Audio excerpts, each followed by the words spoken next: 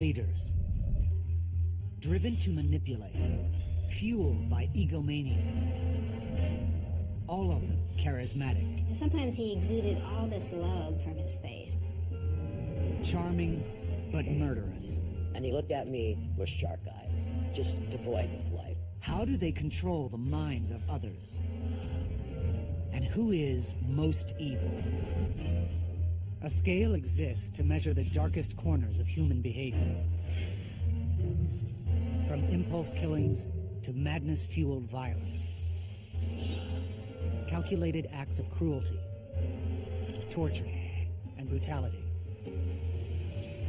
Forensics now reveals those among us who are most evil.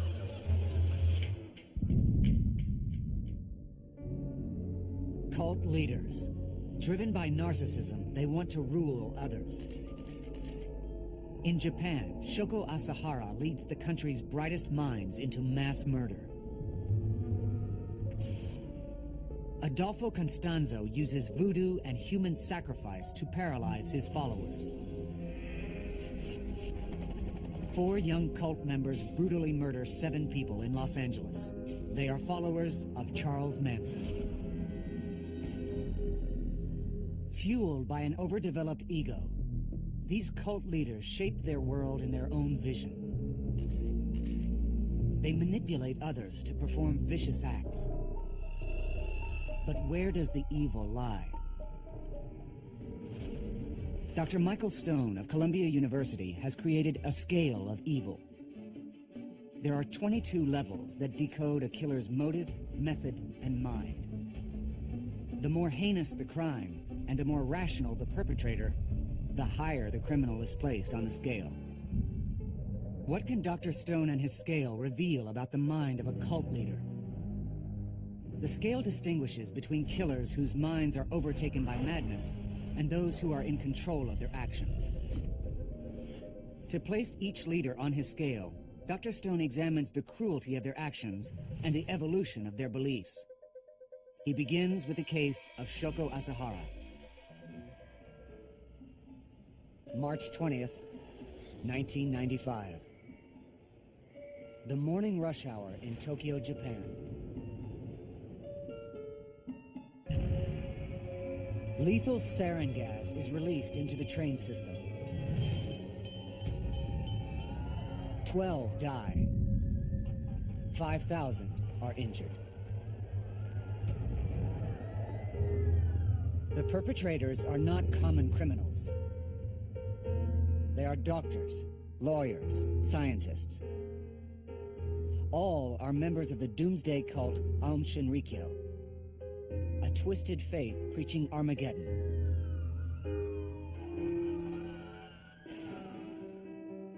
The founder of this religion is Shoko Asahara, an overweight, partially blind, middle-aged former yoga instructor. How has Asahara compelled educated citizens to commit such an evil act? To inflict violence on such a massive scale, one must have a delusional view of the world and of his place in it. The leader of a group that carries out this violence must clearly be a master of manipulation and must be bankrupt of remorse. Mercifully, it is rare for one individual to possess both of these traits. Asahara is born with the name Chizuo Matsumoto. He is the son of a poor craftsman. He loses most of his eyesight to infantile glaucoma, and his family sends him away to a school for the blind. He develops bully behavior, using what sight he has to intimidate his more severely disabled classmates. He becomes someone both to fear and follow. He reads science fiction and claims he will one day rule a robot kingdom. After graduating, Matsumoto applies to a prestigious Tokyo university, but is rejected. He becomes a New Age practitioner, performing acupuncture, massage, and teaching yoga. Matsumoto discovers the writings of Nostradamus, the 16th century astrologer who foretold the end of the world. Matsumoto becomes obsessed with the idea of Armageddon. He has delusions while meditating. He claims to have been charged to be a god of light and to create an army to bring about Armageddon. He believes that he will survive the apocalypse and emerge as ruler of the world. In 1987, he changes his name to Shoko Asahara. He creates a religion called Aum Shinrikyo, or Supreme Truth, and registers himself as the leader.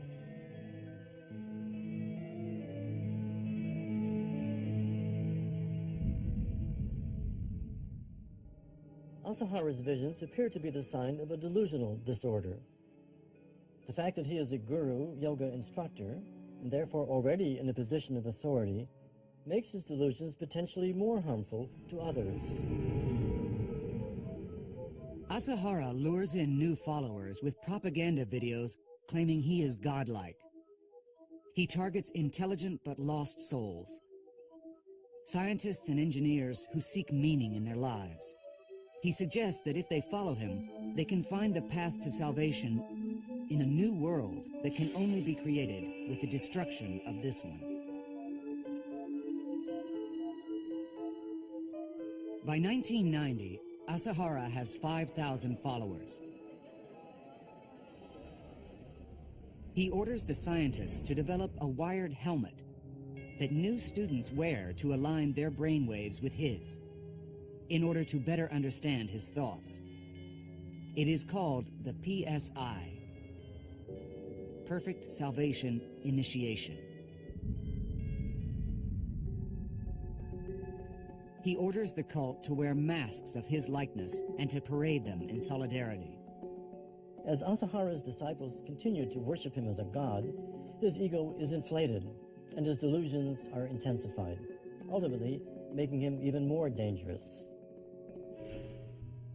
But Asahara's ultimate goal is the creation of a new world through Armageddon. His scientists shift their focus to weapons of mass destruction. They set up a sarin plant. The Doomsday Cult is readying itself for a massive attack.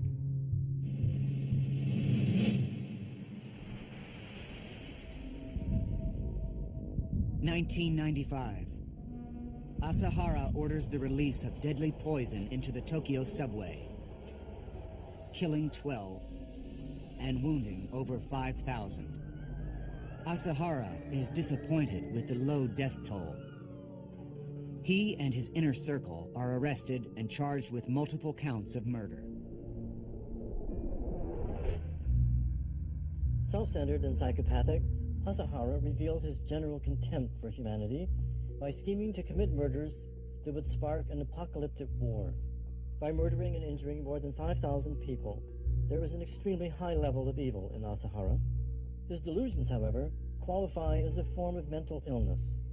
For that reason, I cannot place him at the highest level of my scale. Therefore, I place him at level 16, psychopaths committing multiple vicious acts with one or two extraordinarily vicious acts.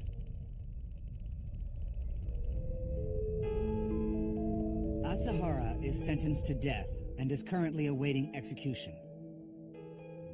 Many cult leaders believe they have spoken with God and have been given divine wisdom that provides them with a rare understanding of the world. Shoko Asahara experienced such delusions. He claims to have heard a deity charge him with orders to carry out Armageddon. Laurentian University neuroanatomist Michael Persinger believes he has found an explanation for this phenomenon. We now realize that all experience comes from brain activity, or even religious experiences are a product of a certain pattern of brain stimulation. Persinger believes that when the brain's temporal lobe, the region responsible for comprehension, is overstimulated by electromagnetic activity, cerebral seizures can develop and lead to delusions. These delusions can cause individuals to believe that they've had an encounter with a god. Persinger claims that he can induce these delusions in healthy test subjects by overstimulating their temporal lobe. He does this by conducting electromagnetic fields into their brains. Using an EEG, Persinger's team can chart this mystical experience as it occurs. Brain activity increases during this time. The common experience is the feeling of knowing, hearing your voice called, your name called, hearing knowledge being given to you. If the person personally identifies them as being God or some other deity, that's the powerful phenomenon that drives individuals. Persinger believes that cult leaders who hear voices suffer from temporal lobe epilepsy, a condition that naturally overstimulates the brain with electromagnetic activity and causes seizures that lead to delusions in much the same way he does with his test subjects. There's a distribution of cult leaders which are convinced that they are doing this by cosmic consent, and almost invariably they have to proselytize. They have to spread the word. Shoko Asahara preached Armageddon. Another delusional cult leader, Adolfo Constanzo, heard the voices of gods urging him to sacrifice humans. April 1989, Matamoros, Mexico. Police exhumed 13 mutilated bodies just miles from the Texas border. One of the victims is American college student Mark Kilroy. His brain has been removed, his legs cut off. Other victims are identified. Each body shows signs of torture. Many have been decapitated. Nearby, police uncover a shed filled with remnants of black magic and human sacrifice. Inside, Mark Kilroy's brain is found stewing in a cauldron called an anganga. The owner of the shed is cult leader Adolfo Constanzo, a voodoo-worshipping drug lord who practices human sacrifice. His cult members believe he is a god with supernatural powers. They follow him into the world of cold-blooded murder. Torture and subjecting the unwilling to human sacrifice are the most extreme forms of violence. These are the acts I consider the most heinous on my scale of evil. But before I can place Constanzo on my scale, I must look at his entire life.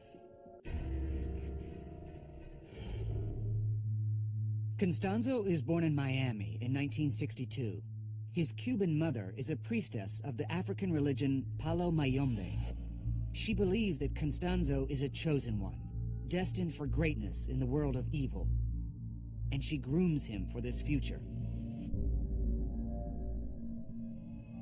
At an early age, Constanzo is taught to torture and kill animals. He is praised for having no remorse. At 21, Constanzo is brought to the anganga, a large cauldron filled with the brew of murdered animals. This concludes his training as a Palo Mayombe priest. Learning almost nothing but black magic and animal sacrifice since birth, it is clear that Constanzo's environment played a key role in who he would become. Raised by his mother to believe that he was destined for greatness, Constanzo developed megalomania. Desensitized to inflicting pain and confident in his own supernatural abilities, Constanzo had all the elements of a deadly cult leader. 1984. Constanzo sets up shop as a Palo Mayombe priest in Mexico City. He quickly gains a following, performing ritualistic cleansings and fortune-tellings. Constanzo becomes a trusted advisor to wealthy drug kingpins. He tells them when it's safe to move their narcotics. They are unaware that Constanzo secretly pays off police for the privileged information. When their profits increase, he is praised for having supernatural powers. They treat him with extreme reverence, believing he is a godlike protector. They become students of his black magic religion and show their devotion by obeying his every command and turning over portions of their drug cartels. Growing rich and powerful, Constanzo quickly becomes more than a priest for hire. He leads his devoted followers into the world of human sacrifice.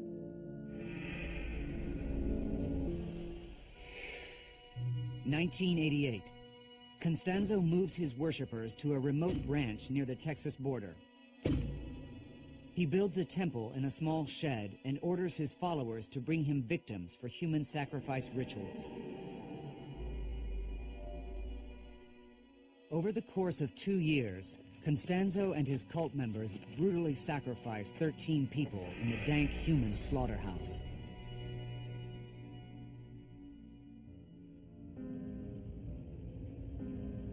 They target the poor and the criminal. These victims go largely unnoticed.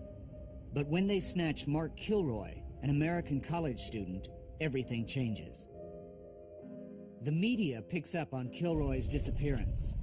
When police find his body on Constanzo's ranch, they uncover details of his vicious cult. The FBI joined in the search today for leaders of a drug-smuggling cult that slaughtered at least 13 people in a Mexican border town. Police corner Constanzo in Mexico City. A member of the cult shoots him dead.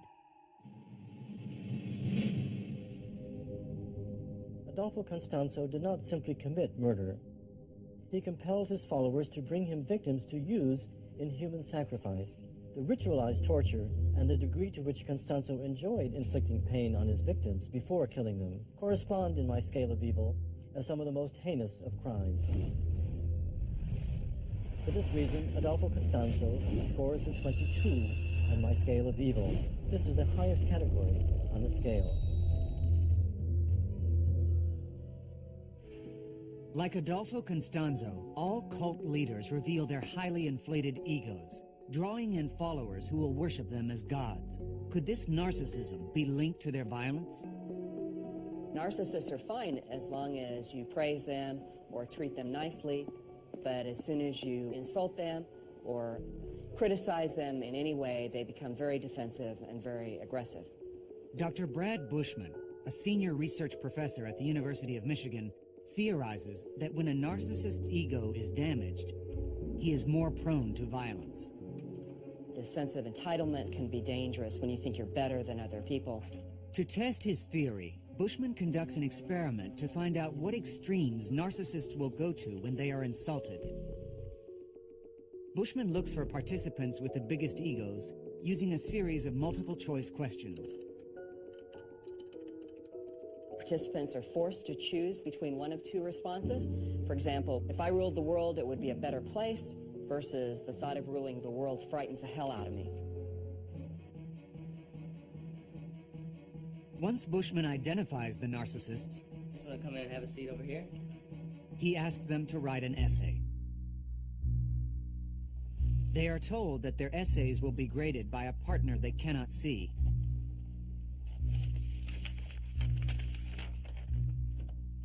In reality, there is no other partner. Their essays will be given a grade completely at random.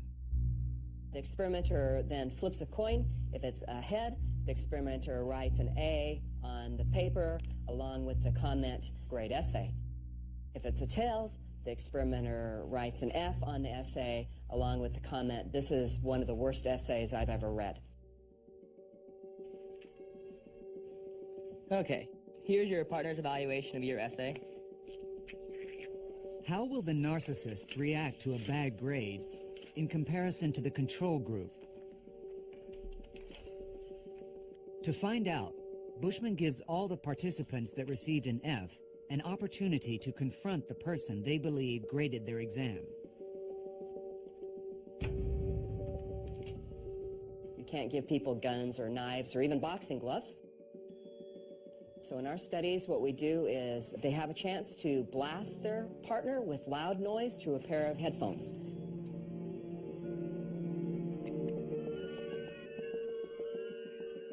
And they get to choose the level of noise, as well as how long their partner suffers. Narcissists consistently select excessively high noise levels, while the control group does not. We'll look at the whole range of scores. The results of our study show that when narcissists get a good grade, they're not very aggressive, but when they get a bad grade, they set louder and longer noise blasts. Narcissistic people believe they're more deserving, they're entitled to special treatment.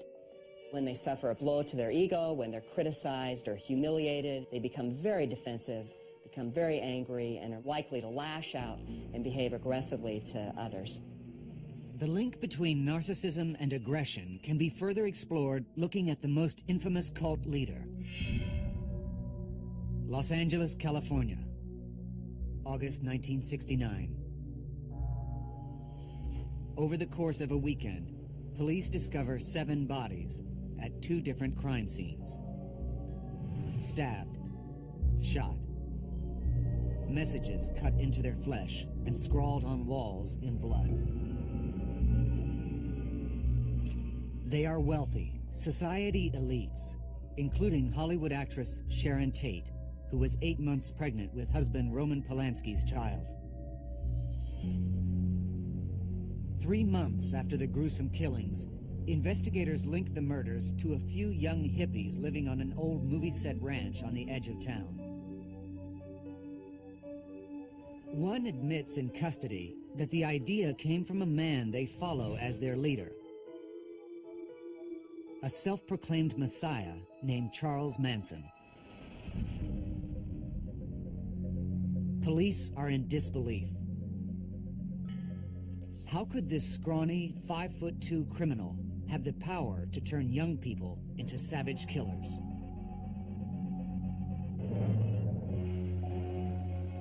Charles Manson is the perfect prototype of a brutal cult leader. He manipulates his followers to commit his violent crimes for him. When ordering members of his cults to kill, he asserts his power and his control, satisfying his megalomania. The pain and death that his victims suffer is evidence of his hatred towards society. How does Charles Manson manipulate his cult members? Dr. Michael Stone is on his way to meet Catherine Scher, a one-time member of the Manson family.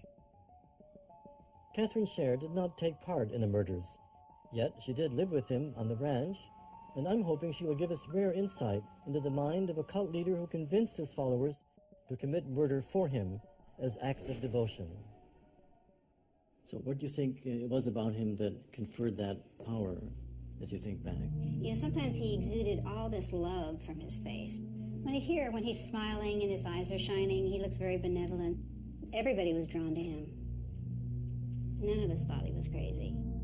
It was just fascinating. He was just totally confident. One-on-one with you, he would be very caring, would work on your inadequacies, your needs, help you take away your fears. Every night he would talk about what your parents did to you and that they were all wrong and you were the bright ones, and he just knew what people needed. He drew all our need out, and he became everything that we wanted. Did he think of himself as godlike in some way, or a special being? He never had to say so. He was real good at letting you come to that conclusion. Mm-hmm. He was really good into subliminal messages, talking about one thing and slipping in another. He must be Christ, he must be Christ, he must be Christ. Yeah. Mostly, I thought he was a prophet. I thought that he heard from God, and God spoke through him. That's what I thought.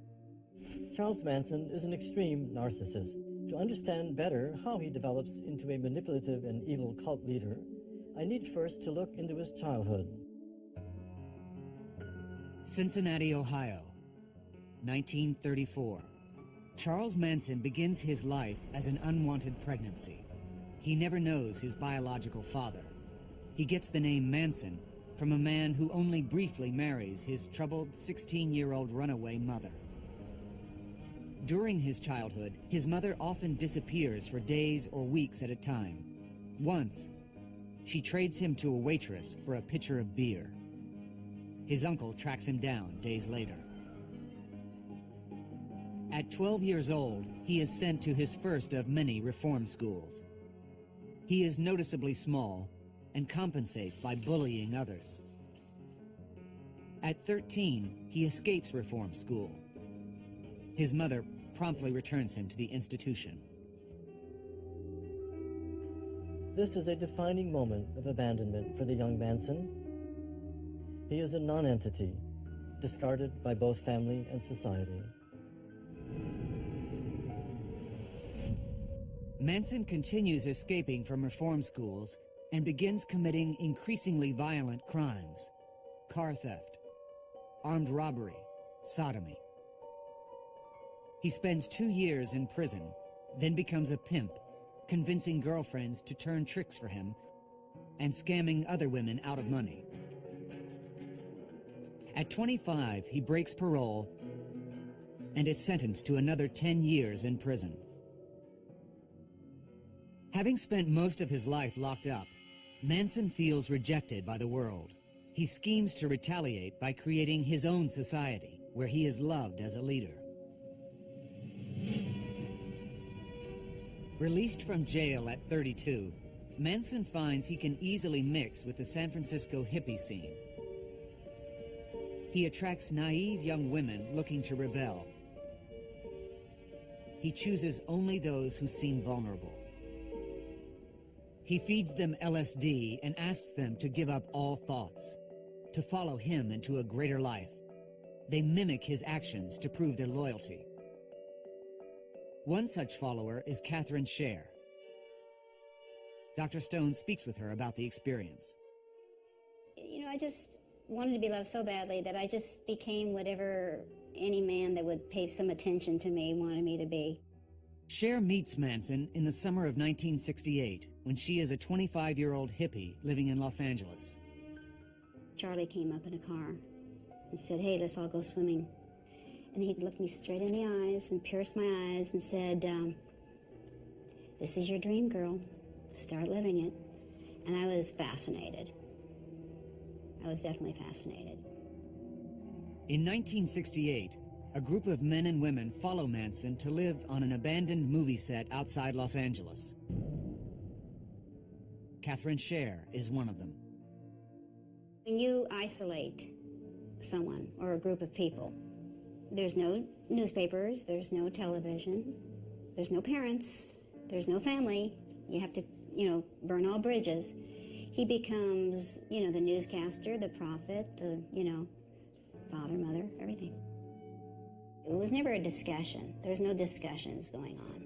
It was us soaking up, almost like little birds with our mouths open, tell us more, feed us. He'd talk about what's going to happen in the future and things that are going to happen and prophetic things. Each night, Manson preaches Armageddon, telling followers they must be loyal to him or they will not survive. They believe he can save them from the apocalypse. He was not teaching that we're going to go and kill people. He was teaching survival. It's a blueprint for every cult that's ever been. Your leader is the only one that has the in with God and knows what's going to go on, and if you don't follow, then you're not going to survive it.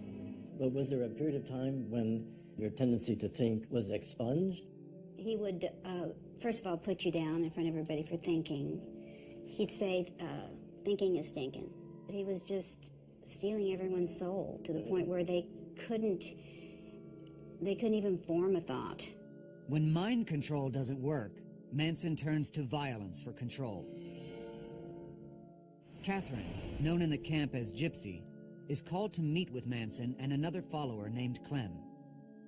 And he looked at Clem and says, "Clem, would you do anything for me?" And Clem said, "Sure, I would." So this is what I want you to do. If Gypsy tries to leave, I want you to hunt her down, find her, tie her behind a car, and drag her. Don't kill her, just drag her all the way back to Spawn Ranch, slowly. Would you do that for me, brother? And Clem grinned and said, "Sure." Then he looked at me and said, "Gypsy, are you going anywhere?" And I said, "No." In August of 1969, Manson proves his power as a cult leader. He asks 4 followers to commit the ultimate act of devotion: After arming them with knives, he sends them into strangers' homes. Their orders are to prove their loyalty. He tells them, if you're going to do something, leave something witchy. They take that to mean bloody slaughter. 7 people are murdered. Tell me something about that phrase, helter-skelter, and its relationship to the Beatles and what it meant within the Manson entourage. Well, we listened to the Beatles a lot. We were really taught to listen carefully to all the words, but our mindset was that the Beatles had tapped in to Charlie's truth, not the other way around. And so Charlie never said helter-skelter, but he had always said, it's coming down, it's all coming down, it's all coming down. And in the song Helter-Skelter, they were singing, it's coming down fast. And helter-skelter means confusion. And Charlie had already been teaching that everything would be insane, confusion. Chaos. And so basically we thought, oh, Charlie already knows all this, and they're tapped in. So that's how the helter-skelter thing got wrote on a wall. Do you have any idea, looking back, as to what the trigger may have been in his mind as to why this should be the beginning, or this should be the day when these things happen, as opposed to last month or September? My opinion is that he was probably going to lose control. It was a control issue. And why was he going to lose control? Because if you tell people for 3 straight years that everyone's going to go crazy, and they go to town and people are, going to the movies and getting ice cream cones and going to the beach and having fun, and it's still not happening, that you're going to lose control. It's just so long that the cult leader can keep control. What was changing in Charlie that pushed him near the edge of the cliff, if I can put it that way? There was a point where Charlie started changing, getting a little bit more insane, becoming more violent with us. It was getting to the point where we had to get out of town. It was all going to come down. He used terms like, it's all coming down. Everything's coming down. But when he got to the point where he felt that he couldn't get his music out, and he couldn't get his message out, or he couldn't make a lot of money that way, I think that's when he just, it was a period of about 4 months where he started to take his inner circle to a back house at Spawn Ranch. You had been in the inner circle, and now you were at the periphery of the inner circle? I was in the inner circle when he needed me for music. He used people and then threw them away. I wasn't, he felt empty enough of fear, and you're just able to function one with him and, do anything that he would say without me questioning. So he just pushed me out. But it sounds as though the end came swiftly and without your being aware as to what was literally about to happen. It just started happening so fast, and all I knew was that I was being left alone a lot and feeling left out. I was left out of the creepy crawlies. That's where they went into little homes and moved things around, and to show everyone how inhuman people are, and then they're so unaware. And then they turn into burglaries. He was preparing people mentally to be able to even think about destroying life. He would take people in a circle and say, pretend this is a rich piggy, and just by your mental vibes, you would scare him so bad that he'd have a heart attack and die right here. So he was having people imagine people dying. But I was left out of a lot, so I just felt left out again, like the rest of my life. But it sounds as though that you were, even in the left out stage, as you were at that moment, you were still very entranced, by Manson, or you still believed in him in a certain way. Oh, I had to believe in him. I had to, because if I didn't, then what would I do? I had nobody to go back to. Before I was totally alone. I had no family, working a dead-end job. Catherine Scher is convinced that her fellow cult members were so deep under Manson's spell that they had no idea what they were doing. I do not believe they had any knowledge of what they were about to do or where they were going to go.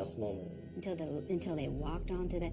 They were so programmed by then to do exactly what they were told. Brainwashed and Just under brainwashed completely, Yeah. to the point where they had no will of their own left. When Manson and his cult members are captured, a media frenzy ensues. The nation is bewildered by the young women who worship this small, crazy-eyed criminal. Catherine Scher remains loyal to Manson throughout the trial and protests his incarceration. How can you say that there's no question of his innocence unless you were with him at the time and it was somewhere else? Well, the newspapers now are dropping the word alleged. I can say anything I want to say. She openly displays her loyalty with bizarre acts of devotion. This was a crawl that we made. He gave us acid and said he wanted us to do that. And we crawled on our hands and knees all the way from the Sunset Strip to the courthouse. And I didn't think anybody took pictures of it. Very short hair. There I To am. be the meaning of that. To show the devotion that we had to Charles Manson. It took years for Catherine Scher to break out of Manson's control. But now, at 64, she no longer calls him her leader. My eyes started opening and I started seeing that he was a user, and he was a liar, and he was a coward. Manson has come to represent most people's picture of evil. But he himself does not commit the acts of torture and violence necessary to reach the highest level of my scale. Manson's evil acts come in the form of manipulation and control of the people who commit the murders. Because he never actually kills the victims in the Tate LaBianca case, but only influences others to do so, I place him near the top of my scale, but not at the top. Charles Manson is a psychopathic murderer with a narcissistic compulsion to be worshipped. He ranks at level 15 on my scale of evil. California abolishes the death penalty in 1972, and the Manson family's sentences are commuted to life in prison. But Manson, now in his 70s, still manages to attract the desperate and naive, an icon for hate groups and the morally bankrupt. November 18th, 1978, Guyana, South America. 909 American citizens lie dead in the rainforest. They are members of the People's Temple, a San Francisco-based church. Their leader is Jim Jones, a Christian minister turned political socialist.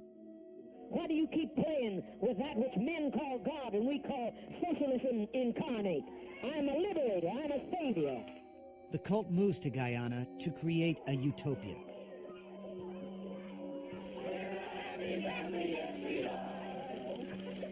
But when several members of the People's Temple try returning to the States, Jones wants everyone dead. He orders all members to kill themselves by drinking cyanide. 909 people die. Did he become a leader so respected that all his followers would take their own lives? For answers, Dr. Stone turns to Tim Carter, one of only 4 people who left Jonestown alive.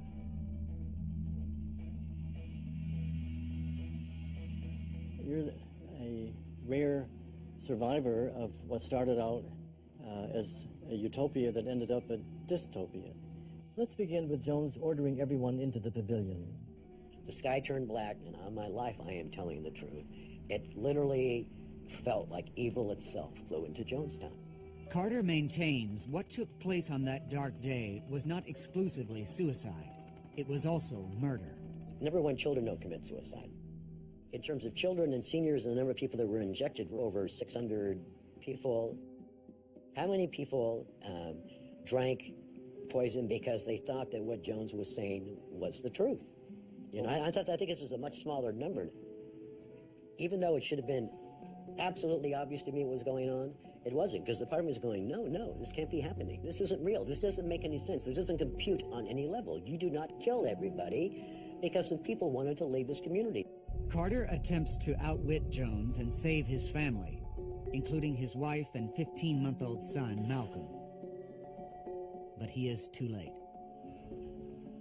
So I go back up to the pavilion, and I turn to my right, and Malcolm was having poison squirted into his mouth. There were screams of horror. There were screams of agony. And, you know, Jones even confirms it on the tape. For God's sake, let's get on with it. We've lived as no other people have lived and loved. We've had as much of this world as you're going to get. Let's just be done with it. Let's be done with the agony of it. The look on Gloria's face, with tears streaming down her face, was trapped. Trapped. And no way out. And I felt rage towards her. Why aren't you doing anything? I felt complete guilt. Carter's wife dies in his arms, holding their dead child. He now looks back, wishing he had seen it all coming. I can look back now on things that were clearly red flags. Not even yellow flags, but red flags. And I chose to rationalize and ignore those red flags, which is very painful for me to live with. Very much so. Jim Jones takes his own life that day. His legacy, Jonestown, is the world's largest cult-related massacre. The death toll of 909 is proof of how dangerous the mind of a cult leader can be.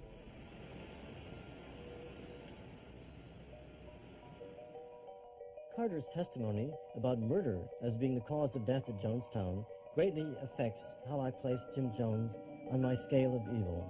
Previously, when believing that all the deaths at Jonestown were a result of suicide, even if it was compelled by Jones, I placed him at a level 12.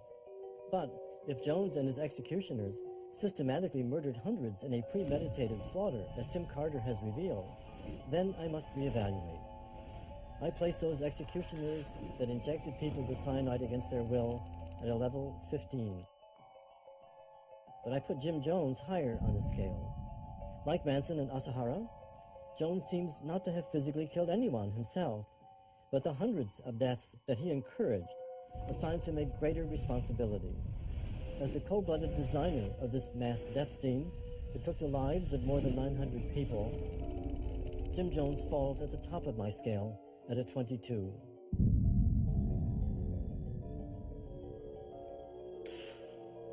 Deadly, ruthless.